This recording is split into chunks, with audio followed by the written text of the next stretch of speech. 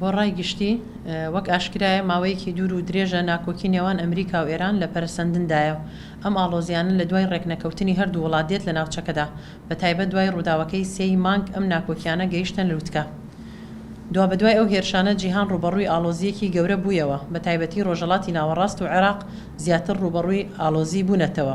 ئەو هێزانەش هۆکارن بۆ ئەو دۆخە بێگومان نابنە هۆی هێزی چارەسەری و دەرباسکردنی قەیرانەکان، بەڵکو تاکو ئەو هێزانە لەم ناوچەیە بوونیان هەبێ شەڕی بەرژەوەندیەکانی خۆیان دەکەن نەک ئاسایی بوونەوەی دۆخەکە.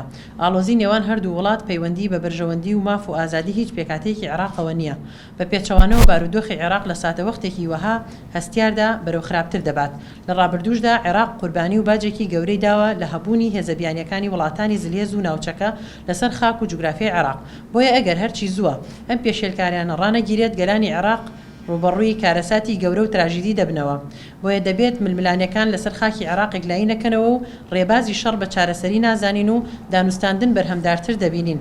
لەگەڵەوەشدا گرنگە گەلانی عێراق بە ڕێبازێکی دیموکراتیانە و گفتوگۆ چارەسەری پرسەکانی خۆیان بکەن. بۆ ئەوەش پێویستی بە پرۆسەیەکی ئاشتی و پێکەوە ژیانە بە دوورکەوتنەوە لە ذهنیەتی نەتەوەپەرستی و دینگەری و مەزهەبگەرایی. وەک تەفگەری ئازادیش بانگەواز دەکەین لەسەر جەم لایەنە سیاسیەکانی باشووری کوردستان و حکوومەتی هەرێم بەرژەوەندی باڵای گەلەکەمان بە بنەما بگرن و ڕۆڵێکی گرنگی سیاسیانە بگێڕن و لەو هاوکێشەی ناوچەکەدا و هەبوونمان هەبێت. هەر کەس ئەزانێت دۆخی هەرێمی کوردستان بەرگەی ئەو ناکۆکیانە ناگرێت، بە تایبەتی لە دۆخێکی وەهادا کە پیلانگیڕێکی گشتگیر لەسەر تەواوی گەلەکەمان بەڕێوە دەبرێت. پێویستە تەواوی حزب و لایەنەکانی هەرێمی کوردستان دانوستانێکی بەپەلە بکەن لەسەر ئەو دۆخەی هاتۆتە ئاراوە.